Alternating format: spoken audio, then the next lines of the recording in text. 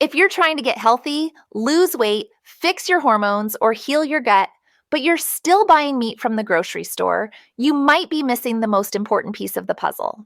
Because what you eat matters, but what your food ate and the soil it was grown in.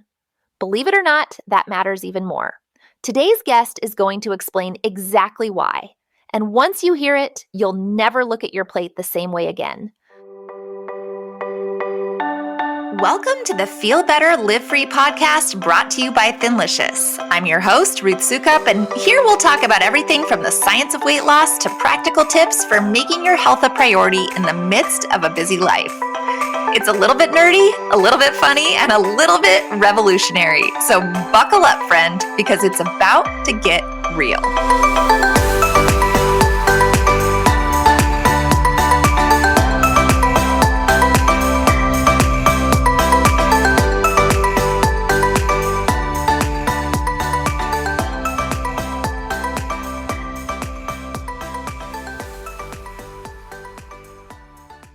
If you're trying to get healthy, lose weight, fix your hormones, or heal your gut, but you're still buying meat from the grocery store, you might be missing the most important piece of the puzzle.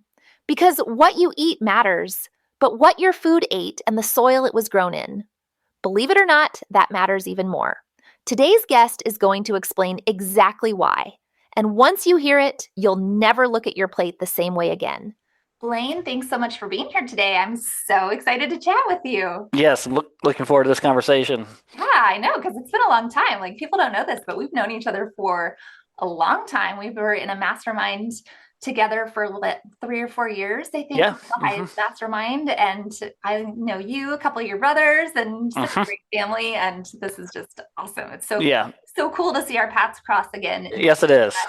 We're both so passionate about. So for people who don't know you, just tell us a little bit about yourself, who you are, what you do, and how you got to be doing what you are now. Yeah, well, I'm Blaine Hitzfield. I'm the CEO of our family farm operation located in Roanoke, Indiana, here in the Midwest. So we are surrounded by abundance. I'm like, the office right here is on a 550-acre farm that is deeded to our family, and I have 6 other brothers. So there's 7 brothers partnered in the business.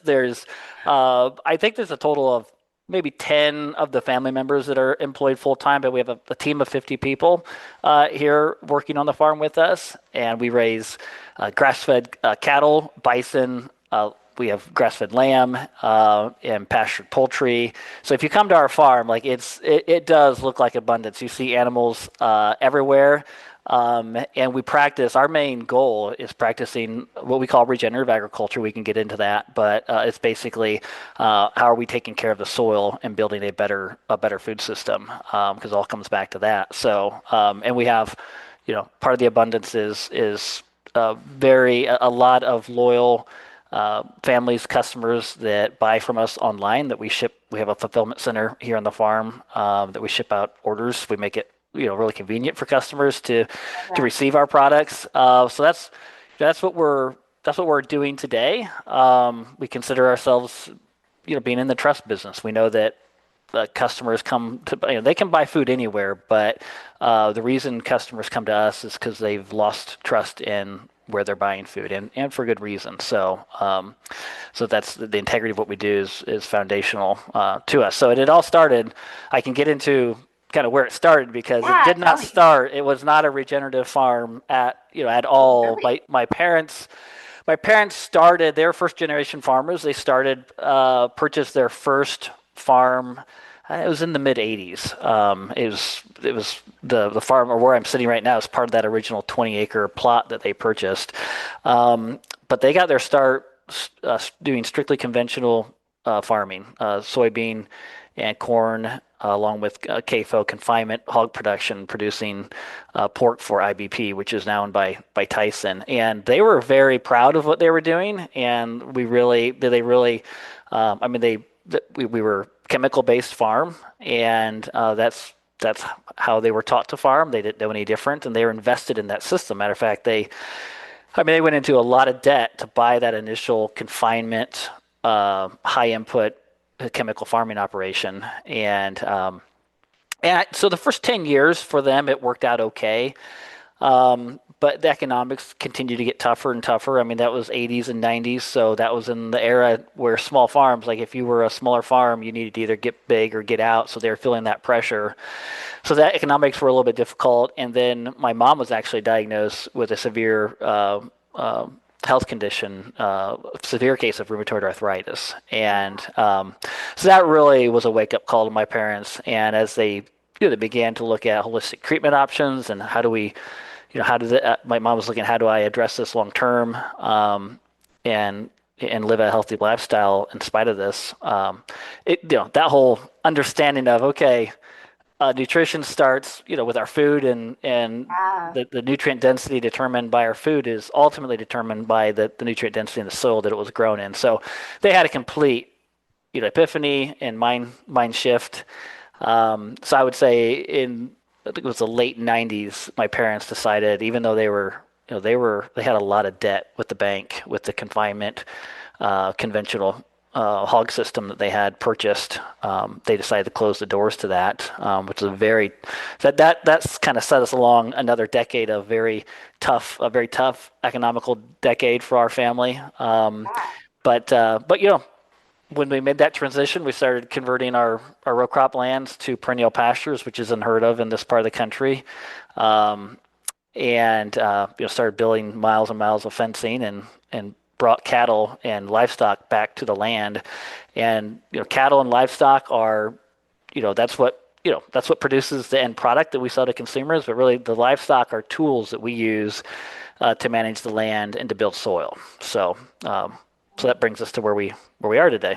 Where you are. So, a couple follow-up questions on that. So, your mom was diagnosed with rheumatoid arthritis and started looking into like what is causing this, the chemicals, food that I'm eating, that kind of stuff. Was she overweight too? Not really overweight, but it's just deprived of nutrients. It was, yeah.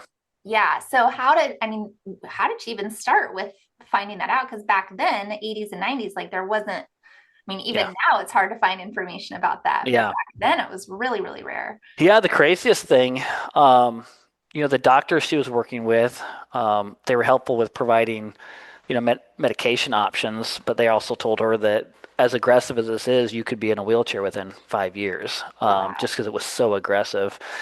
Um, and as it turns out, my dad had met a soil agronomist by the name of Ray Smith, and Ray Smith he had a greater understanding of health and nutrition than most medical doctors, Yeah. ever would. And he Wow. understood health and nutrition from the soil all the way to the human body. Brilliant soil agronomist, and he was actually able to provide my mom with just helpful. A lot of them were small things, lifestyle changes and diet changes that really got her on the right track, and it was kind of the foundation for. I mean, something as simple as he said we need to get more. Your body is depleted of its minerals. He said how can we get more minerals in your body? And so one thing that he encouraged her to do, which she did probably for a year, she juiced vegetables, and would drink that juice as soon as those vegetables were freshly juiced, and just that alone. The health improvements from that were very helpful, and getting the toxins out of her system. So we Yeah. immediately stopped using chemicals on our farm, and we used a lot of chemicals. And I can remember as a kid, it just it didn't feel right because you could smell the toxic chemicals that were coming from the tanks that we were using Yeah. to spray. I remember there was one day where I was up on the planter, and these planting systems have built-in chemical tanks on them that you're spraying the first pesticide as soon as you plant the seed in the ground. But I remember I leaned over the chemical tank. I was probably 10 or 12 years old, because I wanted to see what it looked like inside. And immediately, as I leaned over and the fumes came up and I took a breath, my nose started bleeding, and there's blood dripping into the tank. Oh And my it just made me gosh. think, even as a 10 or 12-year-old, this Not stuff feeling is good. this stuff is toxic. Yeah. This isn't how we should be raising food. And that's how we're raising food. And that's like how the rest of the United States still is raising food when you think Yes, about that. Like, yes, yeah, oh, 98% of it. Yep. oh, it's so scary. It's so scary to think about. But man, Hmm. what a transition for your parents to make and how brave. And then to set up what they have for you guys today, this is a farm where your whole family is working on there and it's so like what you guys do is so cool that like it's it should be like it's such an inspiring story from like so many different standpoints, but especially from just like the health Yeah. standpoint. It's Yep. amazing. Yeah, we're very thankful, and it's very rewarding to be doing what we're doing, to see the changes in the soil, to have the support of our customers, and they're just a vibrant team around here. It's fun. Yeah, so you guys are super interested in the soil from the standpoint that that's how you grow the crops, then Mhm. that is doing what? And because you're selling the crops too? Not the crop. So we're out of crop farming. So all of our acres, 500 acres, is perennial pastures. So it's not a cash crop, not an annual crop like corn and soybeans. We look like a prairie out here, which is really odd because you drive around our area, it's all corn and soybeans, where Yeah. we're converted to a prairie. And the idea there is that um, we want a production system where we're not having to till the soil every year. So in a corn and soybean monoculture, by the way, monocultures, a 100-acre field of one plant corn, you will that exists nowhere naturally in nature. Polycultures is what nature naturally would cover the land with. So that's what we're doing with our farm is covering it with polycultures and specifically mainly perennials, so a plant that regrows each year, and so that just prevents soil disturbance. And that we talked about the chemicals and how one toxic that is to our bodies that we get via the food, but it's also very toxic to the microbiology in the soil, and that's bad. But one of the worst things that our agricultural system relies upon is tillage. When a farmer goes out and tills the land each spring and each fall, the disruption to the microbiology in the soil and the amount of carbon that's released, and carbon is nutrients for the soils, carbon is nutrients for the microbiology. That's even more harmful than the chemicals, and that's something that's not even talked about. So reducing tillage is key to have a regenerative farming operation, which is a I'm kind of going on a rabbit trail here, but that's one of the problems with certified organic agriculture tills just as much as conventional agriculture.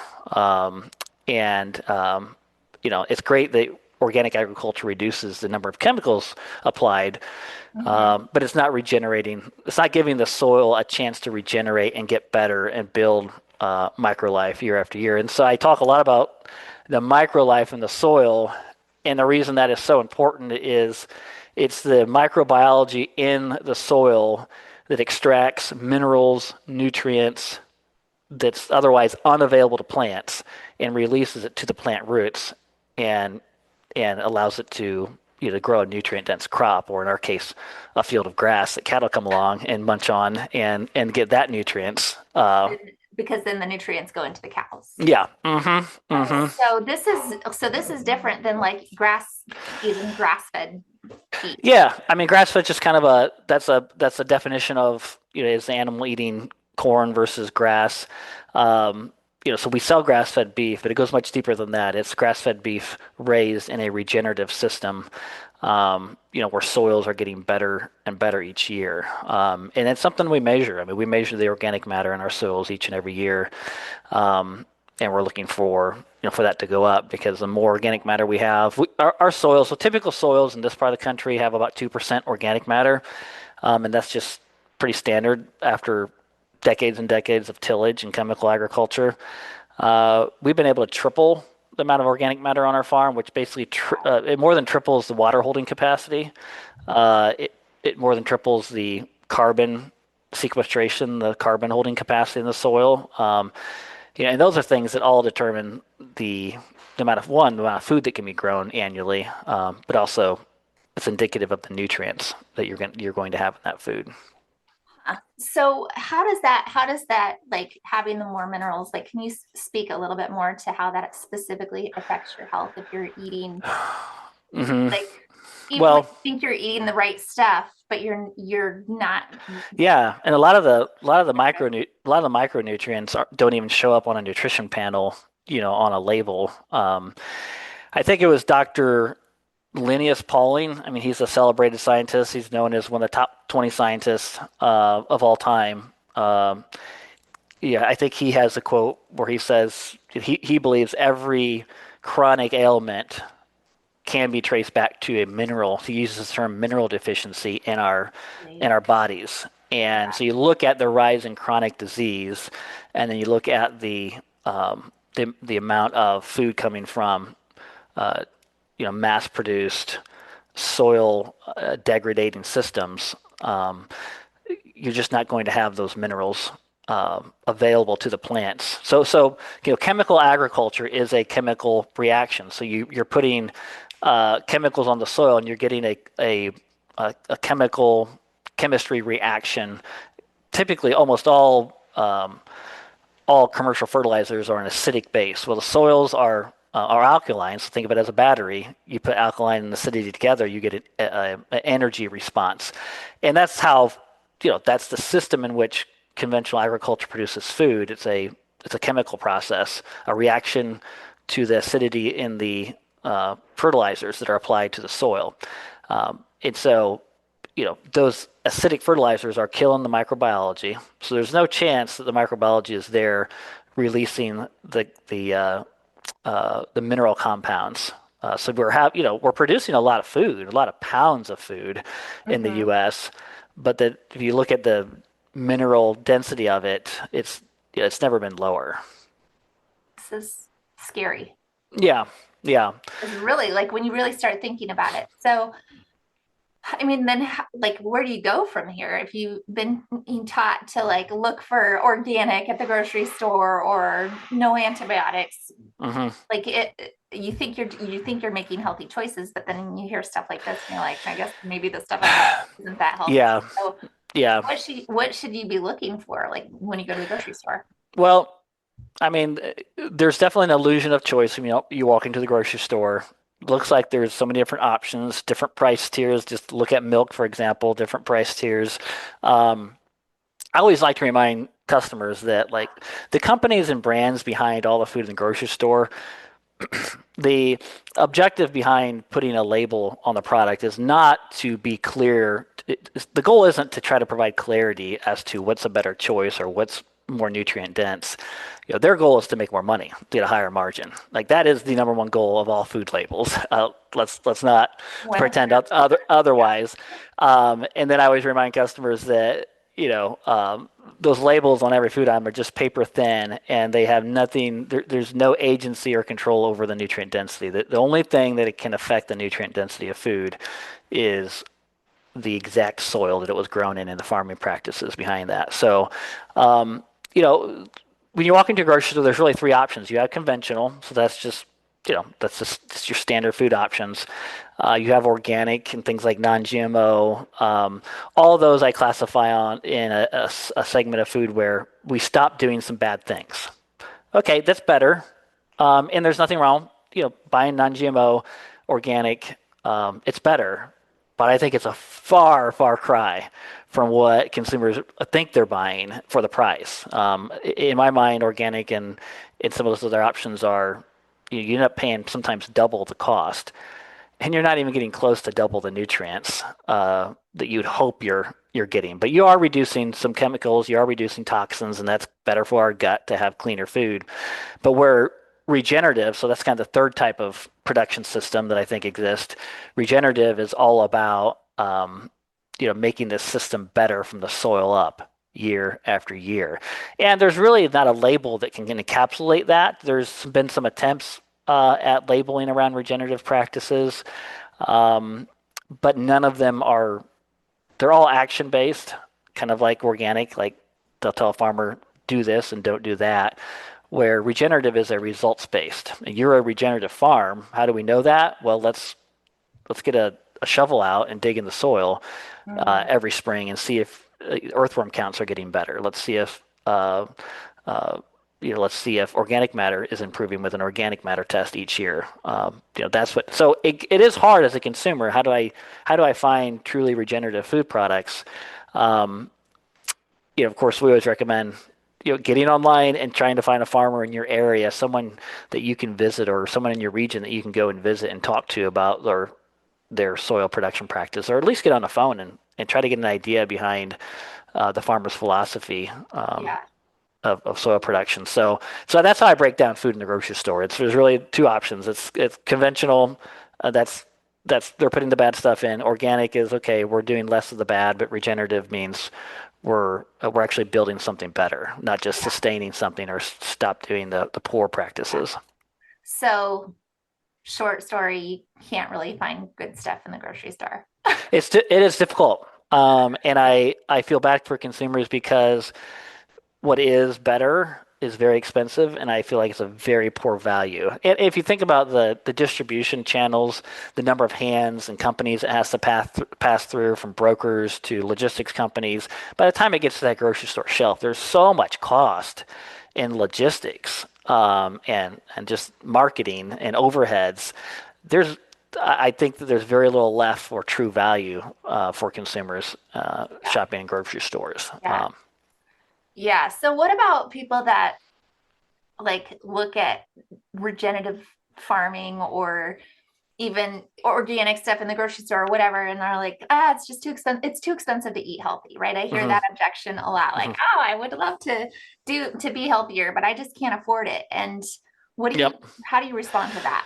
Well, I mean, the key is to always start where you can. I mean, even purchasing conventional products, even eating a more specific diet, whether just being intentional about, what your health needs are, and just starting with where you are, where you can, but then also trying to, but zooming up a little bit, trying to remind ourselves that, that cheap food has just never food has never been so cheap. It's we're addicted to cheap food. And if you look Yeah. historically, go back 100 years ago, the percentage of income that was spent on food was, four or five, if not 10 times higher than what we do today. So we have gotten really used to cheap food.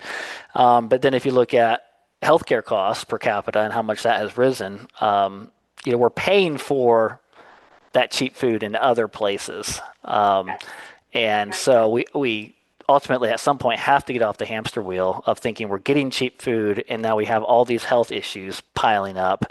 It eventually catches up to us. So Yeah. my encouragement for folks is to kind of take a step back.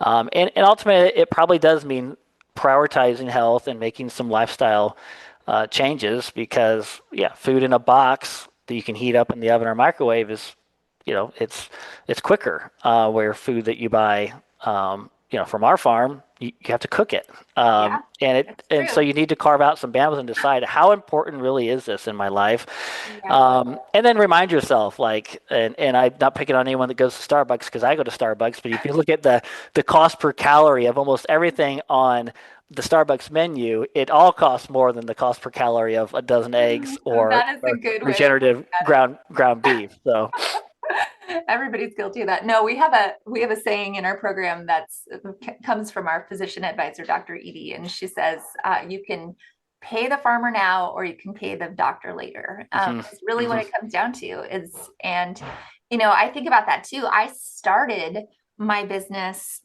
way back in 2010 as a stay-at-home mom, two little kids, and I was talking about couponing, and I would do all these videos on how I would go to the grocery store and buy $200 worth of food for 25 cents or whatever mhm. I did. And I have pictures, right? Of like I would take pictures of my pantry and my big stockpile of food that I had. And when I look at those pictures now, I'm like, oh my gosh, no wonder Yeah. I struggled with my weight, right? No wonder my health was a mess and I was getting sick all the time. And even like back when I think about when you used to know me, right? I was probably 40, 50 Mhm, pounds mhm. heavier than I am now. And um I just like I couldn't get a handle on it. But now looking back, it's so easy to see, like, of course I was struggling because the food that I thought was fine, right? I didn't think anything of it. I didn't know anything about ultra processed food. I'm just eating the food that's at Yep. the grocery store. How bad can it be? Yep. It's poison, really, is what it comes down to. And now, like the longer I'm on this journey, the more I just realize that, like, what a worthwhile trade, right? It's what a worthwhile trade it is Yes. to feel good all the time to be paying Yes. more for food and to spend more time in the kitchen cooking it because it just tastes. Yes. Yes. And I'll it's, never go back. yeah, part of it's just slowing down in life, and there's health benefits to that alone. Mhm. Slowing down and reducing all that cortisol in our bloodstream. That's why I make sourdough every day, even though Yeah, I make so much we can't even eat it all. But we have a kind of a standard. Our standard is like if you can't pronounce the ingredient, then probably shouldn't be in the home. Um, or if you couldn't make the ingredient in your own home, like when's the last time you whipped up a batch of high fructose corn syrup? Like no one knows how to make high fructose corn syrup. So if you can't make it, can't pronounce it, probably a good sign that shouldn't be eating it. yeah, That's shouldn't be such eating a it. great, like, simple rule of thumb to go by. I Hmm. love that. I love that. So I know that you've spoken to lawmakers and about food and farming. What changes do you hope to see? Like, how do you feel about kind of the recent health waves that have been happening in the country? Like, feels like Hmm. conversations are starting to happen a little bit more around this kind of stuff. Like, what are you Yeah. Well, I've been really surprised by some of the positive conversations that have been happening. Just because I'm not too bullish on like effective top down changes. But it can be a part of it. But I'm really what I am bullish on is bottom up grassroots changes. How much change just individual farmers working with consumers can make. Um, just by changing their soil health practices. And changing soil health practices, it should be an economic benefit to a farmer. It's a benefit to the environment around us, and it's going to be a benefit to consumers. So I'm really, we talked about some overwhelming things, but I'm really optimistic about just what farmers alone can do and working with informed consumers, how much change can happen. When it comes to like working with lawmakers, anytime I meet with a lawmaker, I'm reminding them that the education system for educating farmers it needs to be tossed out because most of it, not some of it, but the majority of the education at the land grant universities is funded by agribusiness and chemical companies. And so there's just this skewed approach that Mhm. farmers are being taught when every land grant university the foundation should be soil health. We should be teaching soil health demonstrations and just we do every almost every Saturday we host customer tours, and part of the customer tour starts off with a rainfall simulation and a soil health demonstration that just anybody once they see it, they're amazed at because we show soil just 10 feet away from ours that's managed conventionally and soil on our farm just 10 feet across from each other, the same types of soils but different management practices. And we do a rainfall simulation showing, okay, when it rains, how much water do these soils retain? And our soil, our water stays clean. We absorb water where the conventional soil just runs off. And that's again just a test. Sick soil won't absorb water. Healthy soil will. But that simple demonstration that we do for our customers, a farmer can make it through.